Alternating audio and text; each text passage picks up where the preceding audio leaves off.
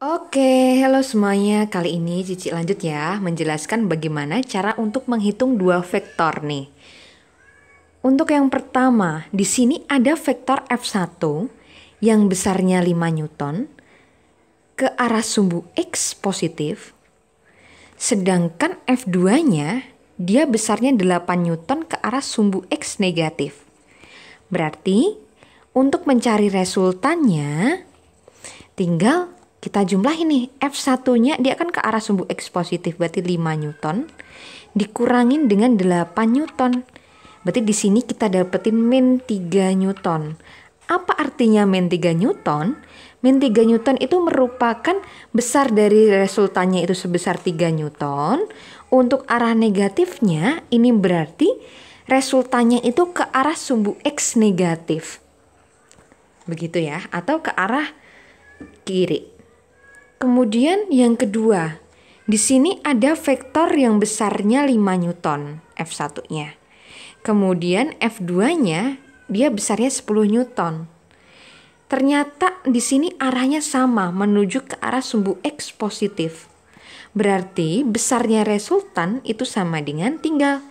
Karena di sini sama-sama positifnya, F1 ditambah dengan F2. 5 ditambah dengan 10, 15 Newton ke arah sumbu X positif atau ke kanan. Begitu ya. Lalu kemudian yang ketiga nih. Ternyata di sini ada penggabungan vektor. Di mana untuk F1-nya dia membentuk sudut 0 derajat terhadap sumbu X positif. Misalkan di sini Cici bikin koordinatnya. Ini kan X positif. 0 derajat itu artinya dia pas di sumbu X-nya. Sedangkan untuk F2-nya dia membentuk sudut 90 derajat nih terhadap sumbu X positif. Berarti untuk mencari resultannya, karena di sini cuma ada dua gaya yang bekerja, kita bisa pakai metode jejer genjang. Jadi kita bikin nih garis yang sejajar dengan vektor yang pertama. Kemudian kita bikin lagi garis yang sejajar dengan vektor yang kedua. Kemudian kalau udah ketemu, tinggal kita tarik resultannya. Ternyata dia resultannya ada di sini. Ini resultan vektornya ya. Kemudian kalau untuk menentukan besarnya, tinggal kita masukkan akar dari F1 kuadrat. Berarti di sini akar dari F1 8 kuadrat itu 64 ditambah dengan F2 kuadrat 36 ditambah dengan 2 dikalikan dengan 8 dikalikan dengan 6 dikalikan dengan cos 90 derajat, yaitu cos yang terbentuk di antara F1 dengan F2. Berarti di sini cos 90 derajat itu nilainya sama dengan 0. Kalau 0 artinya yang ada di belakang ini semuanya juga 0. Berarti untuk resultannya besarnya akar dari 100, yaitu 10 Newton. Lalu kalau misal disuruh menentukan arahnya itu ada di mana, berarti yang kita cari besarnya sudut yang ada di sini, yaitu sudut theta yang terbentuk di antara resultannya dengan F1-nya. Jadi kita bisa pakai persamaan sinus. Kita lihat ya. Untuk mencari sudut yang ada di sini, itu berarti kita bisa pakai F2 per sin theta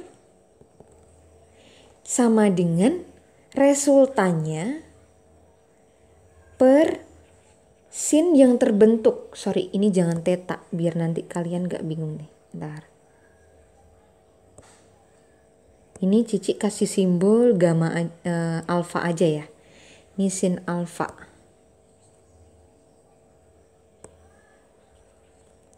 Jadi resultannya dibagi dengan sin yang terbentuk di antara F1 dengan F2. Yaitu 90 derajat. Kemudian tinggal kita masukkan. F2 besarnya 6 per sin alfanya yang kita cari. Sama dengan resultannya tadi kita dapetin 10 per berapa nih? Sin 90 derajat itu besarnya sama dengan 1. Berarti kita bisa simpulkan bahwa sin alfa itu sama dengan 6/10. Sehingga di sini Cici lanjutkan, untuk besarnya sin alfa itu sama dengan 6 dibagi dengan 10. Berapa nih?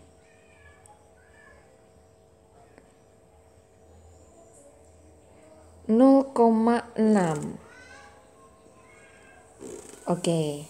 Setelah kita ketemu 0,6, kemudian untuk mencari alfanya itu berarti arkes dari 0,6. Nanti dicari arkesin dari 0,6. Nanti dapat alfanya itu berada berapa derajat ini di sini. Itu ya.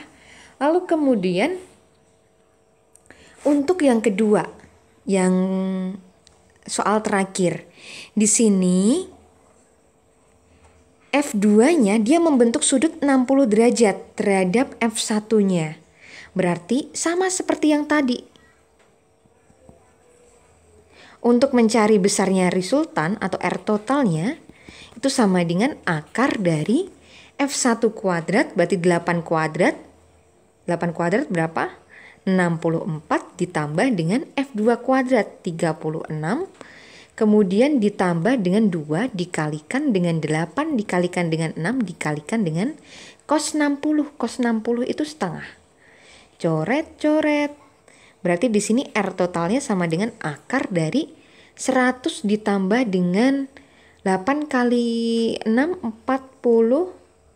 berapa? 48 ya. Berarti 148 Newton. Seperti itu. Kemudian jadi tadi sama harusnya kita pakai metode jajar genjang. Nih, kita untuk mencari resultannya. Jangan lupa, ini resultannya ada di sini. Kemudian kalau untuk mencari arahnya, sama. F2-nya berarti 6 per sin alfa. Nih yang ditanyakan sama dengan resultannya, besarnya resultan total, akar dari 148 nanti dicari besarnya berapa per sin sudut yang terbentuk di antara F1 dengan F2, sin 60 derajat. Jadi 6 per sin alfa sama dengan akar dari 148 per sin 60 itu sama dengan setengah akar 3. Jadi sorry, ini ternyata Cici dapetin angkanya jelek nih. Yang penting kalian tahu alurnya aja dalam pengerjaannya. Jadi ini Cici lanjutkan bahwa nilai dari sin alfanya itu sama dengan setengah akar 3 dikalikan dengan 6, berarti kita dapetin 3 akar 3 per akar 148. Jadi nanti kita cari besarnya berapa. Kemudian untuk mencari besarnya alfa, nanti arkes sin dari hasil yang kita dapatkan ini. Dah. Atau arkes sin 3 akar 6 per akar 148. Seperti itu. Nanti kita ketemu sudutnya dia ada berapa derajat. Begitu ya. Terima kasih.